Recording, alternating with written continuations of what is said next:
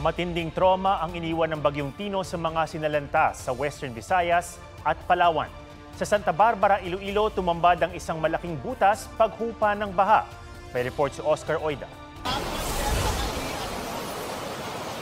Nagmistulang dagat ang kalsada sa Barangay Maoyon sa Puerto Princesa City, Palawan. Ang mga bahay niragasa ng baha. Pahirapan ang pag-rescue sa mga stranded na residente.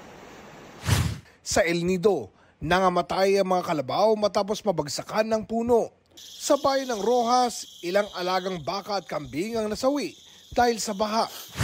Mula Himpapawid, kita ang lawak ng pinsala ng bagyo sa bayan ng Rojas. Isinailalim na sa state of calamity ang buong Palawan. Halos 30,000 pamilya ang nasalanta at nasa evacuation centers. Naka-state of calamity na rin ang Canlaon City sa Negros Oriental. Mahigit 20 bahay doon ang sinira ng rumaragasang baha at mga naglalakihang bato mula sa bulkang Canlaon. Patuloy ang paghahanap sa 10 pang nawawalang tao. Bukod sa mga di madaan ang kalsada, sira ang nasa 6 na tulay. Wala pa rin kuryente sa ilang lugar. Sa Negros Occidental, 44 ang kumpirmadong nasawi.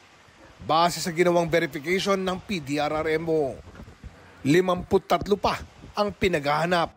May mga gin-deploy naman tangas search and rescue teams, nag-deploy man ta clearing team, kag nagbulig sa aton mga LGU. So far, subong aton nga mga main roads, accessible naman. Mahigit 13,000 individual ang apektado sa La Carlota City, Negros Occidental. Sandamakmak ang punong kahoy na inanod ng baha at humambalang sa mga kalsada at kabahayan. Ang mga residente halos di na alam kung paano makakabangon. Kung ano man ang masada naman sa sining kalibutan, patawaron kami. Kapangamuyo ka kay ninyo, kapagamuyo ka sa Ginoo, makasurvive kami. Ginhapo ko kani before kung may gindala nga masaka sa babaw. Dako gidang halit sa mga panimalay, no? Ubrahon ang tanan nga matatapan ang mga pumuluyo sa La Carlota. Pero di lang tao ang apektado. Sira rin ang 6 na shelter na ito sa Bacolod. Sa Santa Barbara, Iloilo, ikinakatakot ng isang pamilya ang gumuhong lupa na may 14 na metro ang lalim at hanggang 3 metrong lawak. Katabi lang ng kanilang bahay. Nakalbaan mga sir kay dire kay magaturog. Pay subong sa sala na kami subong katurog.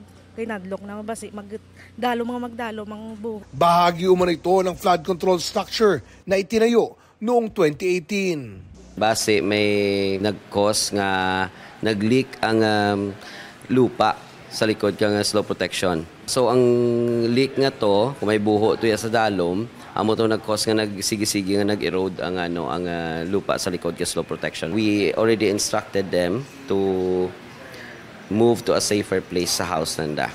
Sa datos ng Regional Disaster Risk Reduction and Management Council, 233,694 na pamilya o mahigit 760,000 na individual ang naapektuhan ng pananalasa ng Bagyong Tino sa Western Visayas. Napinsala rin ang mga seawalls at wharves sa Guimaras at Iloilo. Oscar Oida, nagbabalita para sa GMA Integrated News.